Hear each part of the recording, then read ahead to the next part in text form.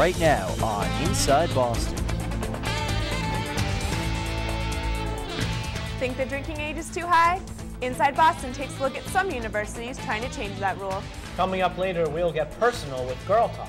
And for those of you with laundry piling up, now you can hand your hamper to somebody else. We'll tell you who coming up. Stay tuned. I'm Daniela Guernica. I'm Eric Leist, and we're bringing the news to you. Now, BUTV 10's award-winning news magazine program. This is Inside Boston. Good evening, and welcome to another edition of Inside Boston. I'm Eric Leist. And I'm Daniela Guernica.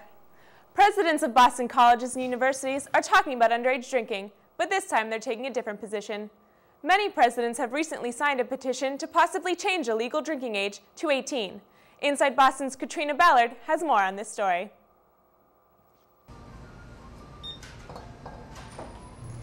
It's a problem on every college campus, and some presidents have had enough. Underage binge drinking is part of college culture, but a petition called the Amethyst Initiative hopes to change that. I think it's about time that we start discussing this issue. I think it just doesn't make sense to say that at 18 a person is mature enough to drive a car, to vote, to die for their country, but not mature enough to drink. Tufts President Lawrence Bacow is one of 2 college administrators of the Boston area supporting the initiative. In a statement, President Bacow called for an informed, objective discussion to find a solution to underage drinking. Because I think having presidents of universities rather than just its students saying it gives it a bit more credibility. I think lawmakers are more likely to pay attention to university presidents than just the student. Many Tufts students say they support a lowered drinking age. Sometimes I feel that if you allow something, it's less likely to be more frequent. Like, if we're able to drink, we probably won't want to. I think it's a really good idea. I think the problem with the 21 drinking age in the U.S. is not just that it's 21, but that it's being enforced so strictly and it's treating people like they're little children. But not all students agree because of the effects it could have beyond college campuses. I think it's a bad idea because students that are 18 already drink enough as it is, and so giving them permission would only make kids that are younger feel like they should just go ahead and start drinking because they're so close to the drinking age. Dr. McBride, Director of BU Student Health Services, thinks the Amethyst Initiative is founded on faulty data. From my understanding, having lowered the drinking age, for example, in New Zealand, did not result in an improvement in outcomes related to alcohol use amongst young people. We know that car accidents have gone down since the drinking age has gone up.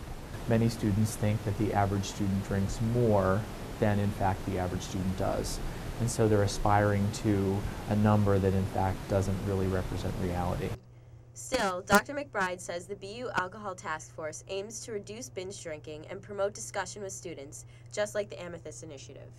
We're all working toward the same goal, which is to keep people safe. I'm just not convinced that the data supports the position of changing the drinking age as a way to accomplish that goal. A change in drinking age would not only affect college campuses, but local businesses as well. The controversial issue has sparked different opinions of people all across Boston. Underage children are drinking already, so might as well just drink legally. It would probably increase business. I think everywhere it'll increase because when people are younger, it's like a big novelty to go out and drink. So I think that it would increase business, but almost maybe in a negative way, you know. Boston bars and liquor stores could have a lot to gain from a lower drinking age, but not all bartenders agree on the best policy. This is Katrina Ballard reporting for Inside Boston. The Amethyst Initiative currently has 130 signatories on its website, amethystinitiative.org. Other than President Bacow, the only other college president to sign the statement is Jack Wilson of UMass Boston. Are you locking your doors at night? Because you should be. Inside Boston's Kelly Belknap has the skinny on campus crime.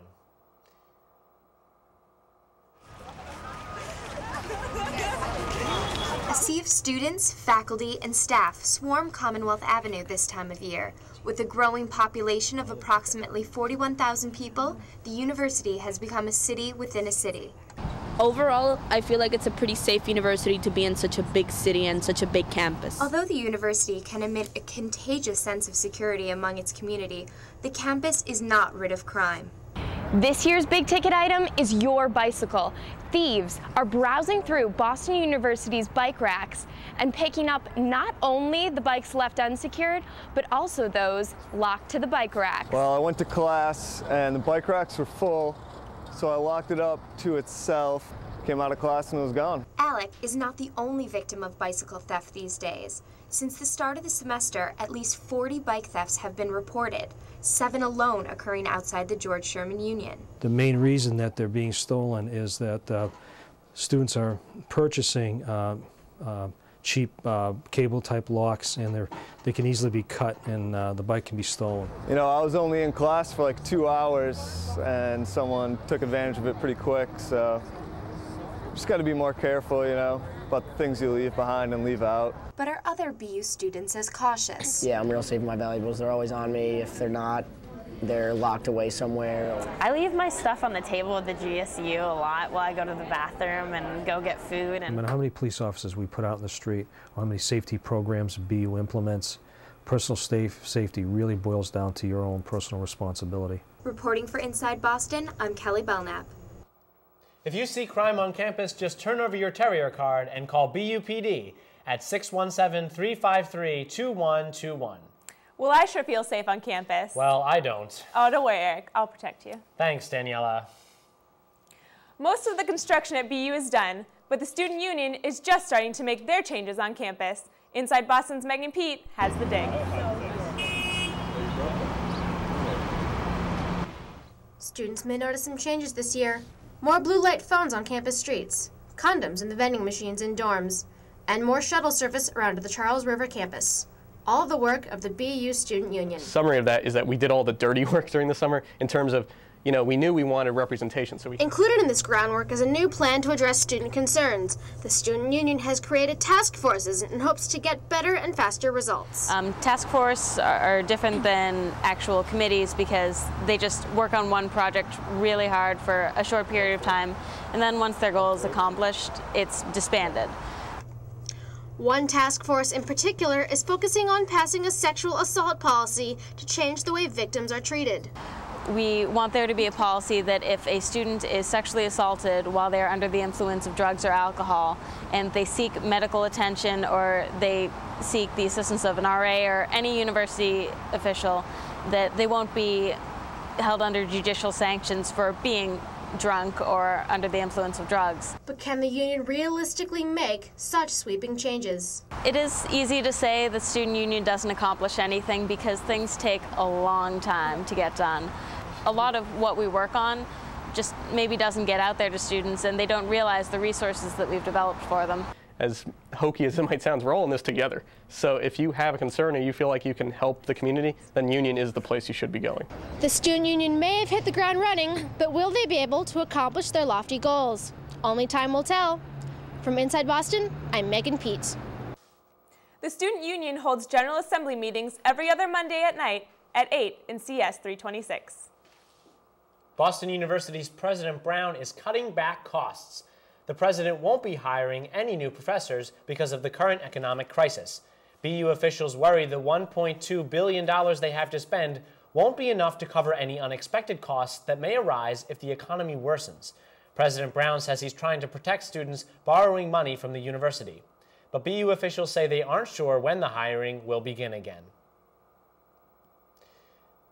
People from all across Boston laced up their walking shoes last month to participate in the 16th annual Memory Walk in an effort to raise money for the Alzheimer's Association. The Massachusetts-New Hampshire chapter held walks all across the state. They raised over $2 million, breaking a fundraising record. Money raised will go towards people who are suffering from the disease. When we return on Inside Boston, we'll have the exclusive interview with Girl Talk. We'll give you a backstage look at Boston Fashion Week. And our own Lauren Hughes sits down with the BU Olympic rower when Inside Boston returns.